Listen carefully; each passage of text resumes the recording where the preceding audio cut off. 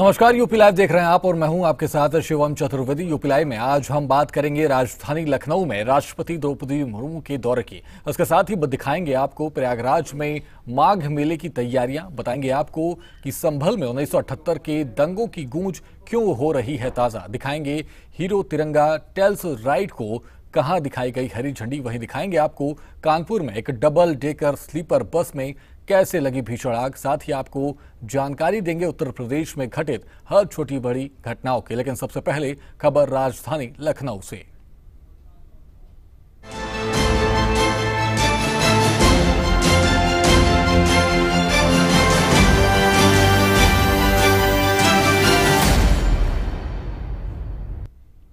देश की राजधानी सर्वोच्च संवैधानिक पद पर असीम राष्ट्रपति द्रौपदी मुर्मू उत्तर प्रदेश की राजधानी लखनऊ के एक दिवसीय दौरे पर पहुंची। योग, ध्यान और युवा विकास को समर्पित इस दौरे में राष्ट्रपति ने आध्यात्मिकता और सामाजिक मूल्यों को मजबूत करने वाले 2 बड़े आयोजन में शिरकत की।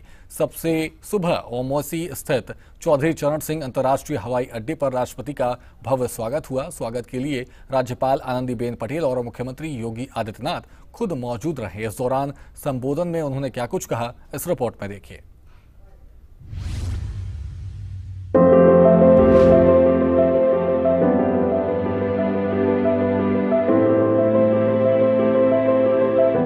राष्ट्रपति द्रौपदी मुर्मू लखनऊ पहुंची, जहां उन्होंने कई महत्वपूर्ण कार्यक्रमों में भाग लिया। उनका ये एक दिवसीय दौरा मुख्य रूप से आध्यात्मिक और सामाजिक आयोजनों पर केंद्रित रहा। राष्ट्रपति सुबह चौधरी चरण सिंह अंतर्राष्ट्रीय हवाई अड्डे पर पहुंची, जहां पर उनका स्वागत उत्तर प्रदेश की राज्यपाल आनंदीबेन पटेल और मुख्यमंत्री योगी आदित्यनाथ ने किया। लखनऊ में उन्होंने सबसे पहले सुल्तानपुर रोड स्थित गुलजार उपवन में प्रजापिता ब्रह्म कुमारी ईश्वरीय विश्वविद्यालय के राज्य स्तरीय राजयोग प्रशिक्षण केंद्र का उद्घाटन किया, जिसकी थीम विश्व एकता और विश्वास के लिए ध्यान थी। कार्यक्रम में सीएम योगी और राज्यपाल आनंदीबेन पटेल भी मौजूद रहीं। राष्ट्रपति ने संबोधन में योग और ध्यान के महत्व पर जोर दिया। भारत की प्राचीन सभ्यता और संस्कृति ने सदैव विश्व को वसुधैव कुटुंबकम का संदेश दिया है, अर्थात संपूर्ण विश्व हमारा परिवार है।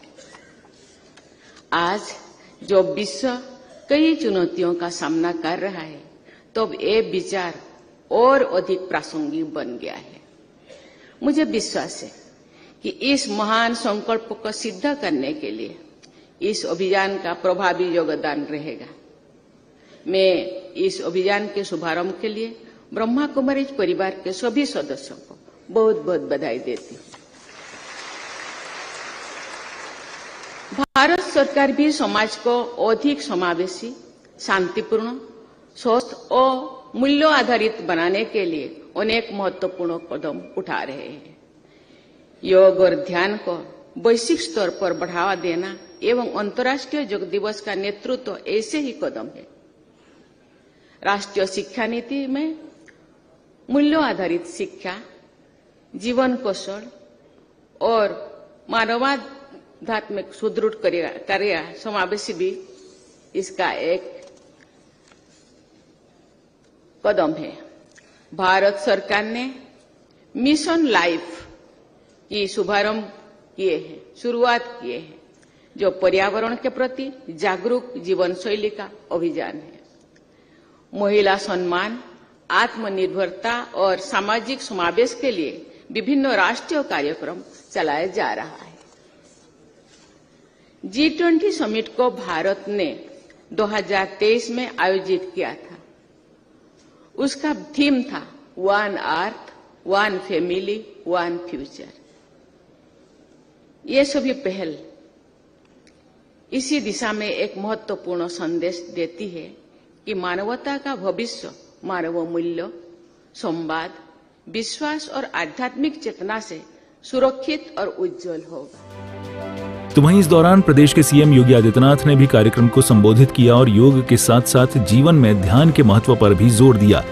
तो वहीं सीएम योगी ने इस दौरान अराजकता के कारण और उसके पनपने के स्रोतों से भी रूबरू करवाया और इससे बचने के भी सुझाव बताए। ये हमारे लिए एक गौरव का क्षण है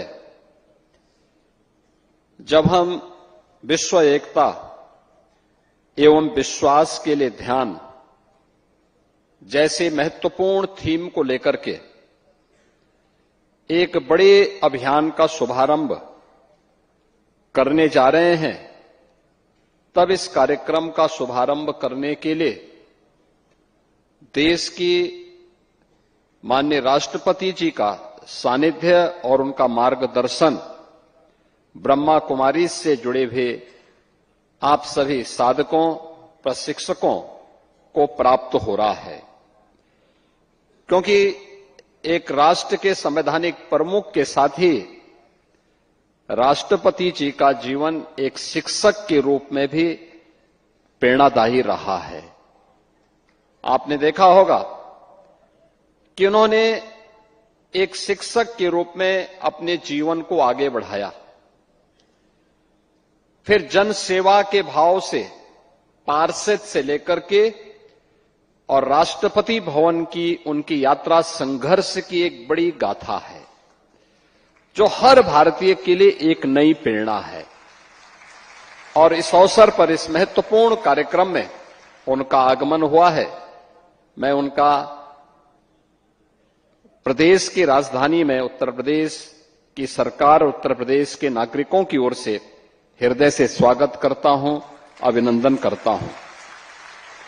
मैं प्रदेश की माननीय राज्यपाल महोदय का भी, जिनका सानिध्य उत्तर प्रदेश वासियों को प्राप्त होता है और वे भी एक शिक्षक के रूप में उन्होंने अपने सेवा के कार्यक्रम को आगे बढ़ाया और आज प्रदेश के राज्यपाल के रूप में उनका मार्गदर्शन और नेतृत्व उत्तर प्रदेश जैसे राज्य को प्राप्त हो रहा है। उनकी उपस्थिति हम सब के लिए एक नई प्रेरणा है। मैं उनका भी इस अवसर पर हृदय से स्वागत करता हूं, अभिनंदन करता हूं। इसके बाद राष्ट्रपति ने वृंदावन कॉलोनी के डिफेंस एक्सपो स्थल पर डायमंड जुबली के समापन समारोह में भाग लिया। ये आयोजन स्काउट्स और गाइड्स के योगदान को सम्मानित करने के लिए था, जो कि 61 वर्षों के लंबे अंतराल के बाद उत्तर प्रदेश में आयोजित हुआ।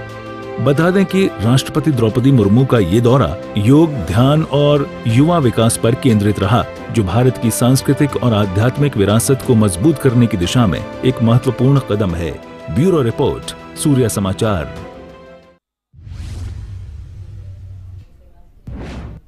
वहीं प्रयागराज में माघ मेला 2025 का आगाज अब से कुछ ही हफ्ते दूर है और इस बार संगम तट पर आस्था के साथ साथ टेक्नोलॉजी भी पूरी तरह मुस्तैद रहेगी। मुख्यमंत्री योगी आदित्यनाथ के निर्देश पर 800 हेक्टेयर में फैले मेले की निगरानी के लिए कैमरे लगाए जा रहे हैं। ये हाईटेक कैमरे भीड़ को कंट्रोल करेंगे, वाहनों पर नजर रखेंगे और किसी भी संदिग्ध गतिविधि पर तुरंत पकड़कर अलर्ट भेजेंगे। इसको लेकर के क्या अपडेट इस वीडियो में, इस रिपोर्ट में देखिए।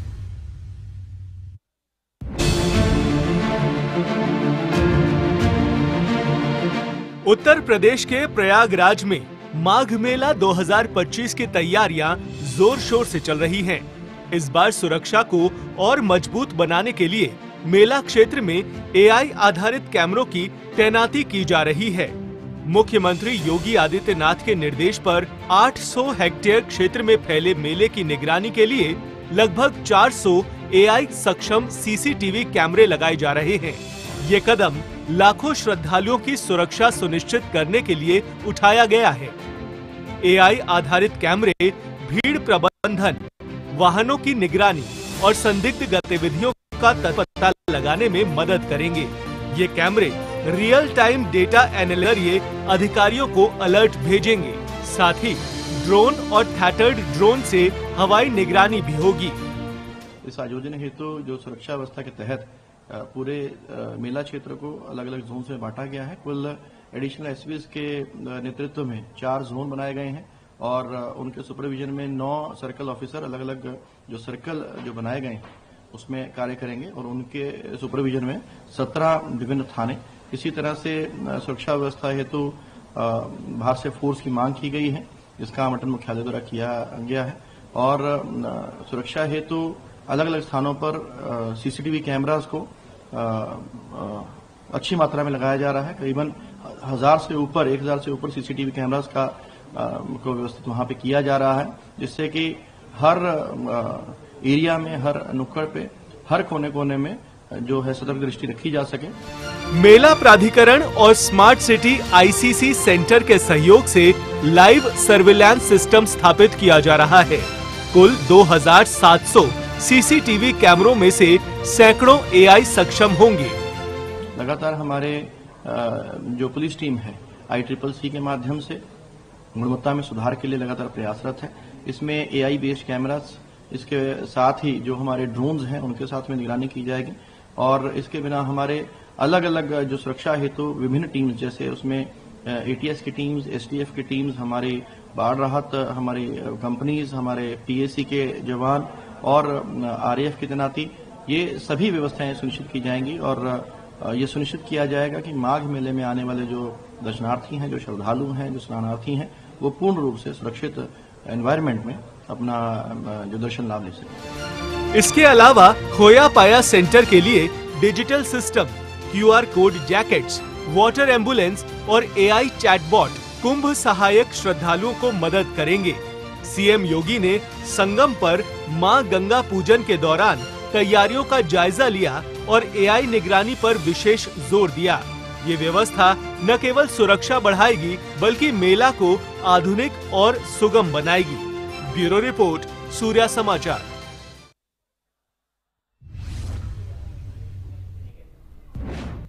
वहीं उत्तर प्रदेश के संभल में 1978 के उन खौफनाक सांप्रदायिक दंगों की गूंज एक बार फिर सुनाई दे रही है। 40 साल से बंद पड़े एक प्राचीन कुएं की खुदाई शुरू हो चुकी है। जिलाधिकारी और SP की मौजूदगी में चल रही इस खुदाई में अब तक एक मजार भी मिल चुकी है। कुएं के ठीक बगल में लगा विशाल पेड़ बाधा बन रहा था, इसलिए वन विभाग की टीम ने उसकी कटाई शुरू कर दी है। इस दौरान अधिकारियों का क्या कुछ कहना है, इस रिपोर्ट में देखिए।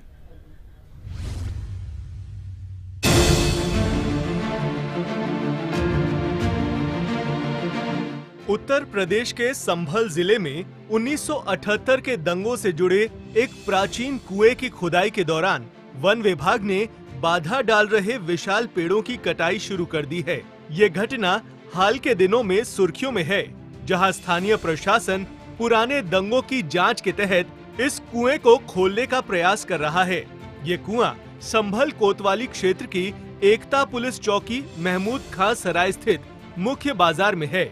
ये दशकों से बंद पड़ा था और झाड़ियों और मलबों से ढका हुआ था। स्थानीय निवासियों के अनुसार ये कुआं 1978 के सांप्रदायिक दंगों से जुड़ा हुआ है। जांच के दौरान कुएं के बगल में एक विशाल पेड़ खुदाई में बाधा डाल रहा था। वन विभाग की टीम ने इसे हटाने का काम शुरू किया। कल जैसे प्रशासन से बात हुई थी तो सुबह के लिए बोला गया था कि अर्ली मॉर्निंग में शट डाउन करा दिया जाए, तो हम मौके पर मौजूद हैं ताकि कोई पेड़ कटने के दौरान लाइन क्षतिग्रस्त ना हो या कोई विद्युत का हादसा ना हो।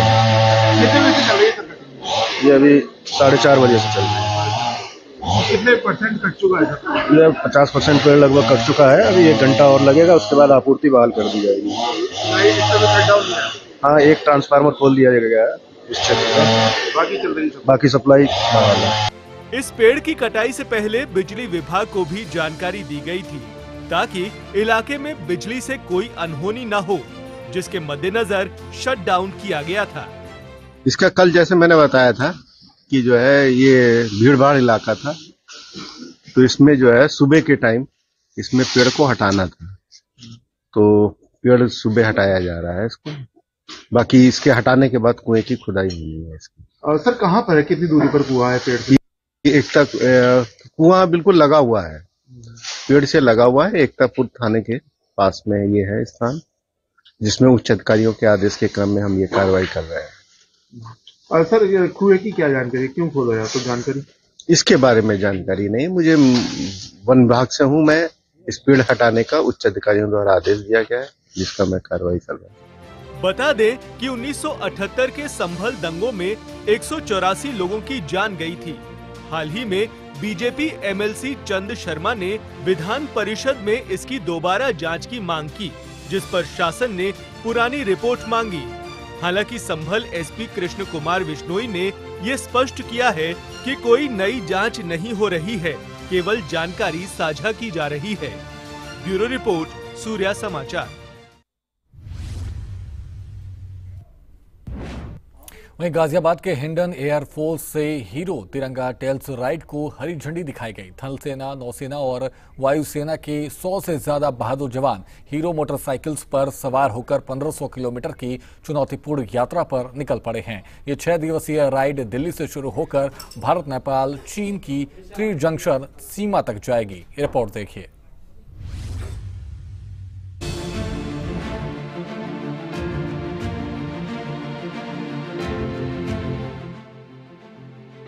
गाजियाबाद के हिंडन एयरफोर्स स्टेशन से आज देश की शान हीरो तिरंगा ट्रेल्स राइड को हरी झंडी दिखाई गई। 100 से ज्यादा बहादुर सैनिक, थल सेना, नौसेना और वायुसेना के जवान हीरो मोटरसाइकिलों पर सवार होकर 1500 किलोमीटर लंबी चुनौतीपूर्ण यात्रा पर निकले हैं। ये 6 दिवसीय मोटरसाइकिल रैली उत्तराखंड के ऊंचाई वाले धारचूला तक जाएगी, जो भारत, नेपाल, चीन की त्रिजंक्शन सीमा पर स्थित है। लगभग 1500 किलोमीटर की चुनौतीपूर्ण यात्रा जो 27 नवंबर से 2 दिसंबर 2025 तक चलेगी। ये हाई एल्टीट्यूड एक्सपीडिशन है जो साहस, सहन शक्ति और टीम वर्क की परीक्षा लेगी। ये यात्रा दिल्ली से शुरू होकर हल्द्वानी, कसार देवी, पंचाचूली बेस कैंप से वापस दिल्ली आएगी। ये उत्तराखंड के दुर्गम इलाकों से होकर गुजरेगी, जहां ऊंचाई 4000 मीटर से अधिक हो सकती है। मार्ग में जंगलों, पहाड़ी रास्तों और ठंडे मौसम की चुनौतियां शामिल हैं। See, this is an initiative of PhD Chamber of Commerce within the Sports Committee, and we're very glad we have Hero as a partner. The initiative is firstly respecting in honor of the armed forces. It's an adventure rally which starts from the Hindon Air Force base here, and it goes to Almoda. From Almoda, it goes to Panchacholi base camp. The Panchacholi base camp is located at almost 14,500 feet. So we have officers from Indian Air Force, we have Indian Armed Forces, Coastal Guards, all of them are participating. This is to encourage youth to come in and participate in adventure sports, and also look at the armed forces as a career option. इसको लेकर सहायक वायु सेनाध्यक्ष air vice marshal S Kannan ने बताया कि ये एक एडवेंचर राइड होगी, जिससे सेना की ओर से एक मैसेज दुर्गम जगहों पर पहुंचेगा कि हमें समाज की फिक्र है। This, as always, Indian Air Force has been in the forefront with respect to adventure and sending a message to the world that we care for. And this particular rally also entails that people in uniform also involve in promoting adventure activities. This rally is being organized on the behest of Indian Air Force, Army and Navy, participants from all three services, and being supported overwhelmingly by PSDCCI and Hero Motors. And there are about 50 bikes and about 120 participants over a period of next 5 to 6 days, covering almost close to 1,300 kilometers, which will enable the people in this entire route to understand the motive behind this rally. बता दें कि ये पहल जय हिंद के नारे के साथ समाप्त होगी, जहां प्रतिभागी पंचाचूली बेस कैंप पर तिरंगा फहराएंगे। लेकिन उससे पहले ऊंचाई पर ऑक्सीजन की कमी, मुश्किल रास्ते, ठंड और लंबी दूरी, ये सब सैनिकों की ट्रेनिंग का प्रमाण देंगे। यात्रा के दौरान स्थानीय समुदायों से जुड़ाव होगा, जहां सैनिक युवाओं को सेना ज्वाइन करने के लिए प्रेरित करेंगे। साफ है कि ये राइड न केवल सैनिकों की ताकत दिखाती है, बल्कि पूरे देश को एकजुट करने वाली मिसाल भी है। ब्यूरो रिपोर्ट, सूर्य समाचार।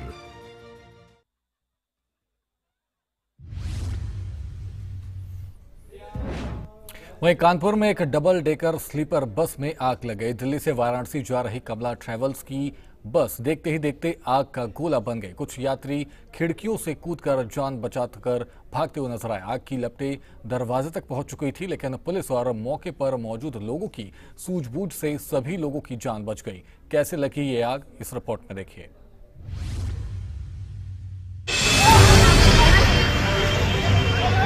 बच्चा देखो, बच्चा तो रहा। भैया सामान छोड़ो यार, बाहर निकलो, निकलो बाहर। अरे अंदर मत जाओ, अंदर क्यों जा रही है?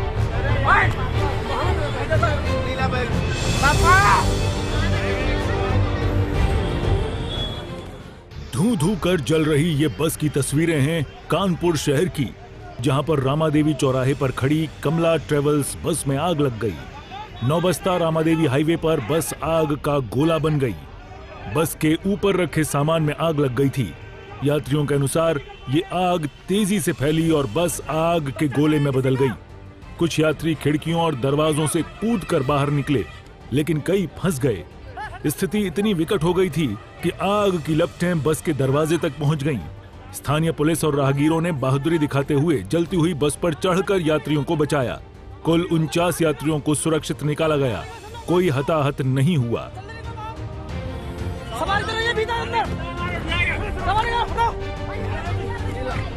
अरे बच्चा देखो, बच्चा कहीं है, बच्चा देखो, बच्चा।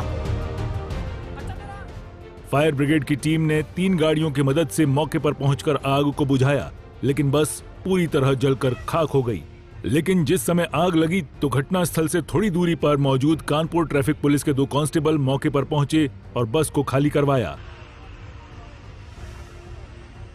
हमें दूर से धुआं दिखाई दिया, हम लोग ड्यूटी पॉइंट आ गए था, हम लोग तुरंत भाग के आए।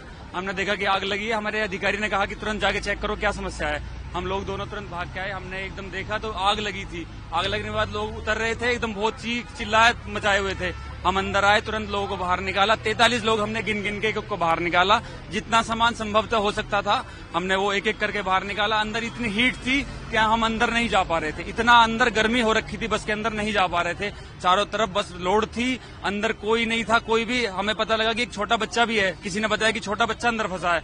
हमने एक एक अंदर कोना खोल के पर्दे हटा के सब जगह देखा कि कोई बच्चा नहीं है। बिल्कुल जब हमें विश्वास हो गया कि कोई भी गाड़ी के अंदर नहीं है, तब हम लोग बाहर आए, सब लोगों को दूर किया और गाड़ी को खाली कराने के बाद एम्बुलेंस को और क्या ना डायल 112 को और फायर ब्रिगेड को, थाना छकेरी को, अपने संबंधित अधिकारियों को, सभी को कॉल किया, सबको संबंधित को बताया। सब लोग तुरंत आए। जितना सब लोगों से, प्रशासन से, पुलिस से हुआ, हमने सब लोगों की मदद की। नहीं, कोई इंजरी नहीं है। जो सामान बच गया था हमसे, जब ज्यादा आग लग गई तो हमें निकल के भागना पड़ा यहाँ से।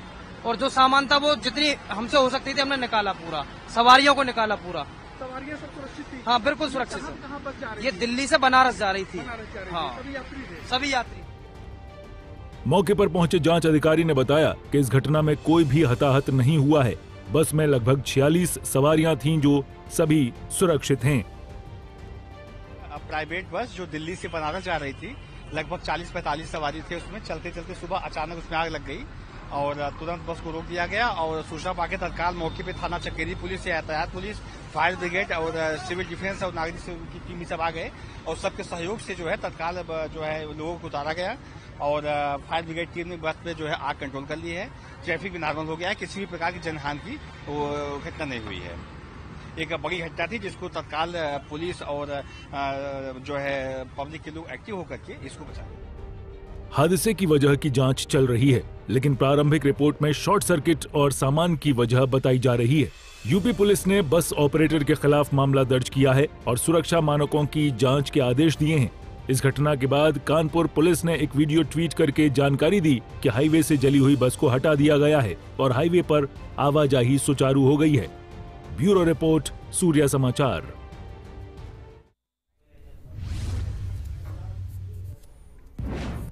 फिलहाल यूपी लाइव में इतना ही। आप बने रहिए सूर्या समाचार के साथ। नमस्कार।